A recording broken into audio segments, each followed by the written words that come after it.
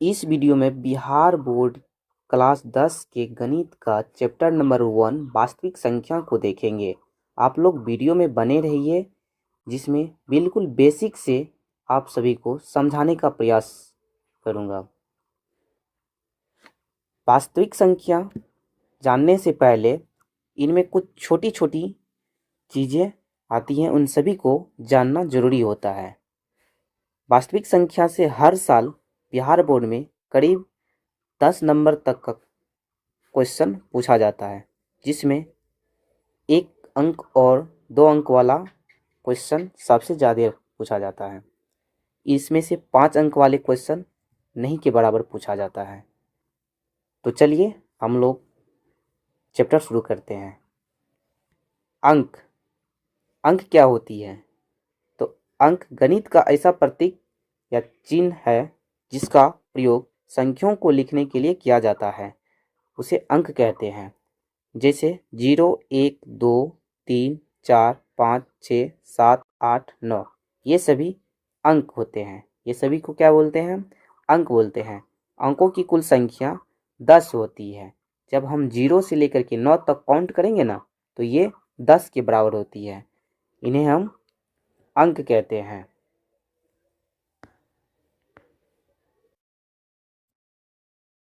आगे है संख्या।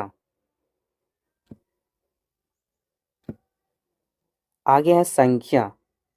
संख्या किसे कहते हैं? तो चलिए देखते हैं। अंकों के समूह को संख्या कहते हैं, जिसका उपयोग गिनती के लिए किया जाता है। जैसे 1, 2, 3, 4, 5, 6, 7, 8, 9, 10, 20, 50, 100, 200, 500, 1200 इत्यादि डॉट डॉट डॉट डॉट अनंत तक, ये सभी क्या होती है? तो संख्याएं होती हैं, जिसे हम गिनती के रूप में उपयोग किया करते हैं, उसे हम संख्या बोलते हैं। संख्याओं के प्रकार। तो संख्याओं के कई प्रकार होते हैं। हम एक चार्ट के माध्यम से इन सभी संख्याओं को जानने का प्रयास करेंगे। संख्याएं, सबसे पहले संख्याओं को दो आधार पर बांटा गया है। एक वास्तविक संख्या, दूसरा काल्पनिक संख्या। आगे वास्तविक संख्या को भी दो भागों में बांट दिया गया है, परिमेय संख्या और अपरिमेय संख्या। इस तरह से परिमेय संख्या का भी वर्गीकरण दो भागों में कर दिया गया है, एक भिन्न संख्या, दूसरा पूर्णांक संख्या। आगे पूर्णांक संख्या को भी दो भागों में बांट दिया गया है, एक ऋणात्मक संख्या जिसे नेगेटिव नंबर कहते हैं, दूसरा पूर्ण संख्या होल नंबर कहते हैं। और पूर्ण संख्या को भी दो भागों में बांटा गया, एक शून्य संख्या और दूसरा प्राकृत संख्या। आगे हम इन सभी संख्याओं के परिभाषा और एग्जाम्पल के बारे में देखेंगे, तो वीडियो में बने रहिए। पहला प्राकृत संख्या, जिसे हम नेचुरल नंबर कहते हैं। तो गिनती की सभी संख्याओं को प्राकृत संख्या कहते हैं। इसे कैपिटल एन से लिखा जाता है। जैसे 1, 2, 3, 4, 5, 6, 7, 8, 9, 10 डॉट डॉट डॉट डॉट अनंत तक, ये सभी क्या है? तो प्राकृत संख्या है। इन सभी संख्याओं को हम प्राकृत संख्या कहते हैं। सबसे छोटी प्राकृत संख्या 1 होती है तथा सबसे बड़ी प्राकृत संख्या अनंत इन्फिनाइट होती है। प्रथम n प्राकृत संख्याओं का योग n इंटू एन प्लस 1/2 होता है, जहाँ n एक नेचुरल नंबर होती है, मतलब प्राकृत संख्या होती है। शून्य संख्या 0 नंबर। तो शून्य को शून्य संख्या कहते हैं। यह न तो ऋणात्मक होती है और न ही धनात्मक होती है। इसके आगे है पूर्ण संख्या। पूर्ण संख्या शून्य सहित गिनती की संख्या को पूर्ण संख्या कहते हैं। इसे W से लिखा जाता है, अर्थात जिस संख्या में शून्य लगा दिया जाता है उससे हम पूर्ण संख्या कहते हैं। मतलब जब गिनती शून्य से शुरू हो तो वह पूर्ण संख्या होती है। सबसे छोटी पूर्ण संख्या 0 होती है तथा सबसे बड़ी पूर्ण संख्या इन्फिनाइट होती है। शून्य को छोड़कर सबसे छोटी पूर्ण संख्या क्या होती है? 1 होती है। शून्य को छोड़कर सबसे छोटी पूर्ण संख्या 1 होती है तथा पूर्ण संख्या हमेशा धनात्मक होता है। पूर्ण संख्या हमेशा धनात्मक होती है। इसके आगे है ऋणात्मक संख्या, जिसे नेगेटिव नंबर कहा जाता है। बाकी संख्या के पीछे जब नेगेटिव चिन्ह, माइनस चिन्ह लग जाए तब वह ऋणात्मक संख्या कहलाता है। जैसे -1, -2, -3, -4, -5 dot dot dot infinite, minus infinite, ये सभी ऋणात्मक संख्या कहलाती है। सबसे बड़ी ऋणात्मक संख्या -1 होता है। इसके बाद आता है पूर्णांक संख्या, जिसे इंग्लिश में इंटीजर नंबर कहा जाता है। तो चलिए देखते हैं पूर्णांक संख्या क्या होती है। पूर्णांक संख्या शून्य संख्या, प्राकृत संख्या एवं ऋणात्मक प्राकृत संख्या के संग्रह को पूर्णांक संख्या कहा जाता है। इसे I या Z से लिखा जाता है। अर्थात शून्य संख्या, प्राकृत संख्या और ऋणात्मक संख्या को मिला दिया जाए तो यह पूर्णांक संख्या हो जाता है। ये क्या हो जाता है? पूर्णांक संख्या हो जाता है। इस तरह से हम कह सकते हैं शून्य संख्या, प्राकृत संख्या एवं ऋणात्मक संख्या के संग्रह को पूर्णांक संख्या कहते हैं। क्या कहते हैं? पूर्णांक संख्या कहते हैं।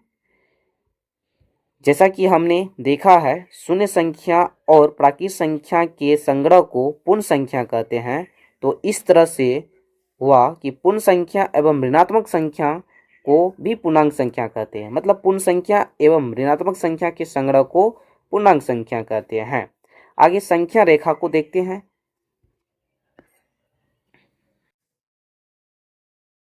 संख्या रेखा पर जीरो के दाईं ओर धनात्मक संख्या होती है। संख्या रेखा पर जीरो की दाईं ओर धनात्मक संख्या होती है।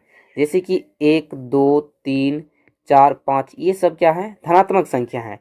वही संख्या रेखा पर जीरो के बाईं ओर ऋणात्मक पूर्णांक होती है, मतलब ऋणात्मक संख्या होती है।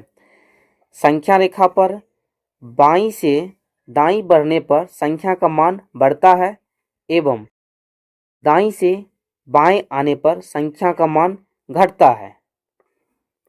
ये याद रखना। आगे है भिन्न संख्या, जिसको हम फ्रैक्शन नंबर कहते हैं। तो भिन्न संख्या किसे कहते हैं? चलिए देख लेते हैं एक बार। वैसी संख्या जो अंश और हर के रूप में हो उसे भिन्न संख्या कहते हैं। जैसे 1/2, 3/5, 7/3, 5/2 ये सब क्या है? अंश और बटे में हर के रूप में है। जो ऊपर में अंश और नीचे में हर होता है इनके रूप में है, इसलिए यह भिन्न संख्या होता है। इसके बाद आता है परिमेय संख्या, रैशनल नंबर। परिमेय संख्या, रैशनल नंबर किसे कहते हैं?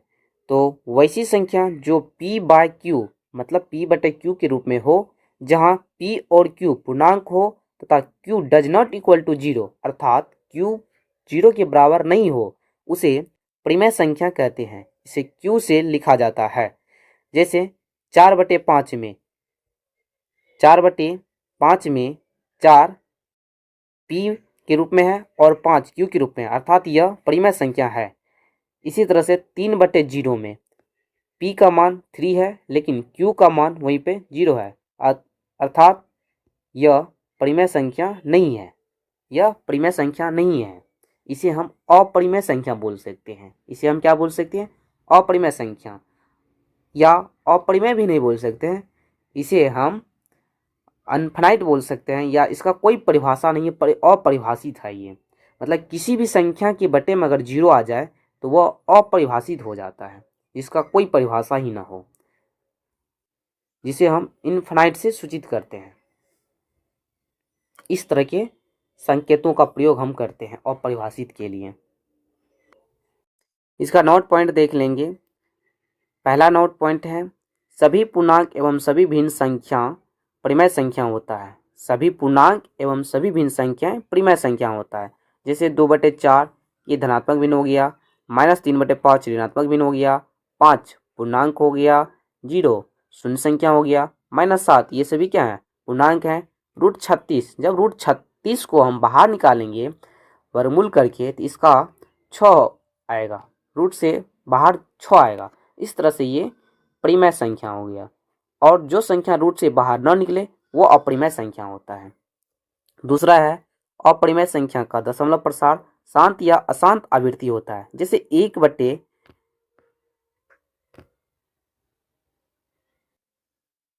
1/8 को जब हम डिवाइड करेंगे तो 0.125 आएगा। इस तरह से ये शांत आवृत्ति कहलाएगा। इस तरह से ये क्या कहलाता है? शांत आवृत्ति। वहीं 2/3 को डिवाइड करेगा तो 0.6666 आते रहेगा, dot dot dot dot dot आते रहेगा। कहाँ तक? अनफाइनाइट, अनंत तक आएगा। तो इस तरह की संख्या को हम अशांत आवृत्ति कहते हैं। क्या कहते हैं? अशांत आवृत्ति कहते हैं। आगे है अपरिमेय संख्या। अपरिमेय संख्या वैसी संख्या जिसे p/q के रूप में नहीं लिखा जा सकता है उसे अपरिमेय संख्या कहते हैं। अर्थात वैसी संख्या जिसका पूर्ण वर्गमूल नहीं निकले वह अपरिमेय संख्या होता है। इसे क्यू रेडियन से लिखा जाता है, जिसे √2, √3, √5, पाई, 0.10, 110, 110 इत्यादि ये सब क्या है, तो अपरिमेय संख्या है। और इस तरह से दूसरा हो गया कि किसी भी संख्या पॉजिटिव हो चाहे निगेटिव हो, उनमें प्लस माइनस के रूप में हो रूट वाली संख्या, तो ये सब क्या कहलाएगी, अपरिमेय संख्या कहलाती है।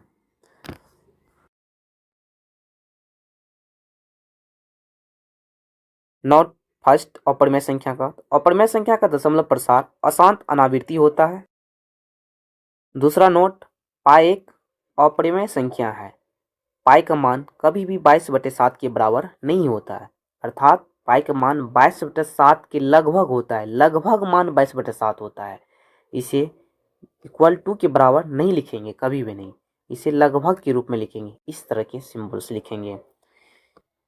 इसके बाद आती है वास्तविक संख्या, जिसे हम रियल नंबर कहते हैं। अब आती है वास्तविक संख्या। तो वास्तविक संख्या, परिमेय संख्या और अपरिमेय संख्या के संग्रह को वास्तविक संख्या कहते हैं। इसे आर से लिखा जाता है।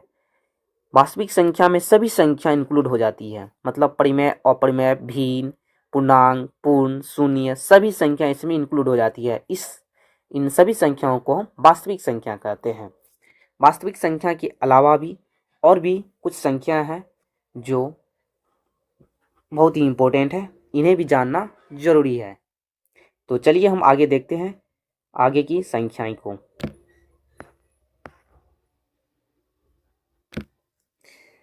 पहला है सम संख्या, जिसे इवन नंबर कहा जाता है। वैसी संख्या जो 2 से पूरा विभाजित हो, अर्थात जो जोड़ा में हो, उसे सम संख्या कहते हैं। जैसे 0, 2, 4, 6, 8, 10 इत्यादि, ये सब क्या है, तो सम संख्याएं हैं। सबसे छोटी सम संख्या 0 होती है तथा शून्य को छोड़कर सबसे छोटी सम संख्या 2 होती है। प्रथम n सम संख्या का योग n इंटू n प्लस 1 होता है। प्रथम n सम संख्याओं का योग क्या होता है, n इंटू n प्लस 1 होता है। आगे है विषम संख्या, जिसे हम ऑड नंबर कहते हैं। तो वैसी संख्या जो 2 से पूरा विभाजित नहीं हो, उस अर्थात जो जोड़ा में नहीं हो, उसे विषम संख्या कहते हैं। जैसे 1, 3, 5, 7, 9, 11, 13 इत्यादि, इस तरह की संख्याएं को हम विषम संख्या कहते हैं, जो 2 से न कटे और जिसका जोड़ा न हो, इन संख्याओं को विषम संख्या कहा जाता है। सबसे छोटी विषम संख्या 1 होती है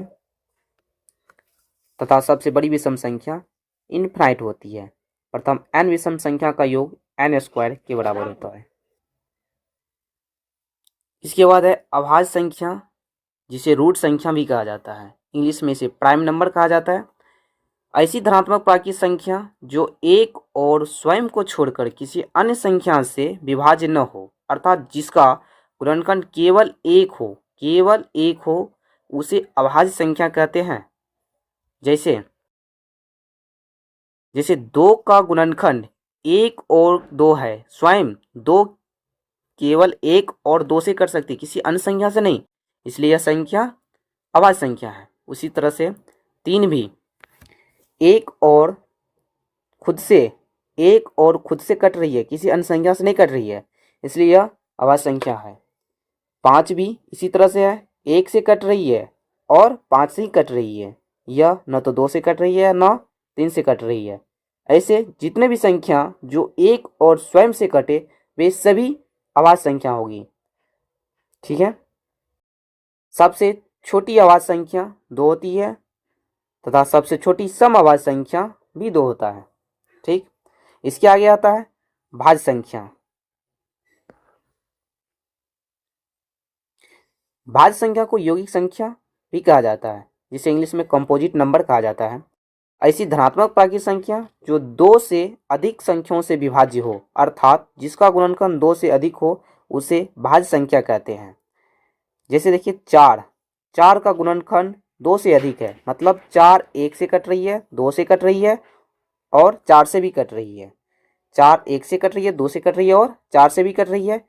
इसी तरह से 6 1 से कट रही है, 2 से कट रही है, 3 से कट रही है एवं 6 से भी कट रही है। इसी तरह देखेंगे हम 9 को, तो 9 भी 1 से कट रही है, 3 से कट रही है और 9 से खुद से कट रही है। इस तरह से इसका गुणनखंड 2 या 2 से अधिक है। आगे इसी तरह से 10 भी आएगी, 12 आएगी, 15 आएगी। ये सभी संख्या क्या है? तो भाज्य संख्या है। इन सभी संख्याओं को क्या बोलेंगे? भाज्य संख्या। 8 भी भाज्य संख्या है।